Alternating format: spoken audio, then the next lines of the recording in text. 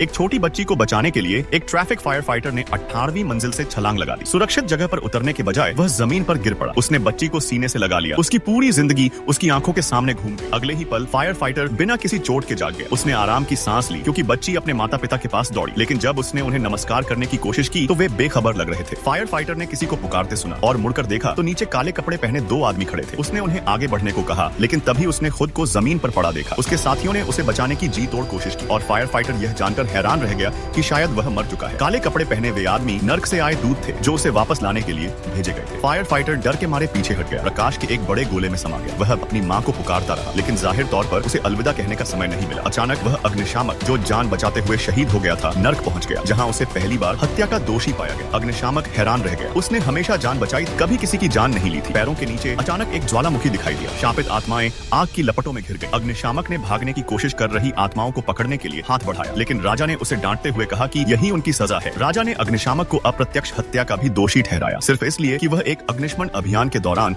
अपने एक साथी को बचाने में नाकाम रहा था, जिससे उसकी मृत्यु हो गई। लेकिन उसके वकील ने बीच में आकर सच्चाई बताई। उस दिन उसके साथियों ने ही उसे दूसरों को बचाने के लिए कहा था। 8 लोगों की जान सफलतापूर्वक बचाने और अपने साथियों के पास लौटने की कोशिश करने के बाद इमारत अचानक गिर गई। हालात को समझने के बाद राजा इस नतीजे पर पहुंचा कि सब कुछ माफ है। कुछ गलतियां उसके काबू से बाहर थी। राजा ने अग्निशामक को दोष मुक्त कर दिया और सभी ने आराम की सांस ली। यह सुनकर कि वह अपनी माँ को फिर से देख सकता है, अग्निशामक खुशी से दूसरे तल की ओर चल पड़ा। अचानक उसने आलसी नर्क का तल तुरंत पार कर लिया। डॉक्टर की मेहनत बिना 1 मिनट भी बर्बाद किए उस इलाके के राजा को प्रभावित कर गई, जिसने सोचा कि उसे इतनी मेहनत करने की प्रेरणा क्या है। अग्निशामक ने अचानक कहा कि यह सब पैसे का मामला है और राजा के चेहरे के भाव तुरंत बदल गए। दूत घबरा गए क्योंकि नर्क में धन को पूंछ देवता कहा जाता है। धन से प्रेम करना पाप है। राजा ने अपने आदमियों को बांस की नाव को खोलने का आदेश दिया, लेकिन झरने के न गिरने का नजारा देखकर सभी के पसीने छूट गए। अनगिनत आत्माएं एक बड़ी चक्की पर बेतहाशा दौड़ती रहीं। जो दौड़ नहीं पाते थे उन्हें चूर चूर कर दिया जाता था। जो पानी में कूद जाते थे वे भी पिरान्हा मछलियों का भोजन बन जाते थे। यही आलसी नरक की सजा थी। अग्निशामक डर के मारे बेहोश हो गया, लेकिन एक दूत पानी में कूदा, बेड़ा पकड़ा और राजा को समझाया कि अग्निशामक का धन प्रेम अपनी गंभीर रूप से बीमार माँ और अपने स्कूली भाई का गुजारा करने के लिए था। अग्निशामक के काम के अलावा वह एक रिपोर्टिंग की नौकरी पर भी था। दिन में केवल 2 घंटे सोता था, यहाँ तक कि बेहोश होने पर भी, और अपनी मौत तक काम करता रहा। वह यह सब पैसे के लिए करता था। इतने आम लोग इस तरह की जिंदगी जीते हैं। राजा बहुत दुखी हुआ। शायद उसने इस अंधेरे नरक में इतना समय बिताया था कि वह दुनिया के दुखों को बहुत पहले ही भूल चुका था। दूसरा चरण तो उसने आसानी से पार कर लिया, लेकिन तीसरे चरण में अग्निशामक की जबान सिर्फ इसलिए काट दी जानी थी क्योंकि उसने झूठ बोला था।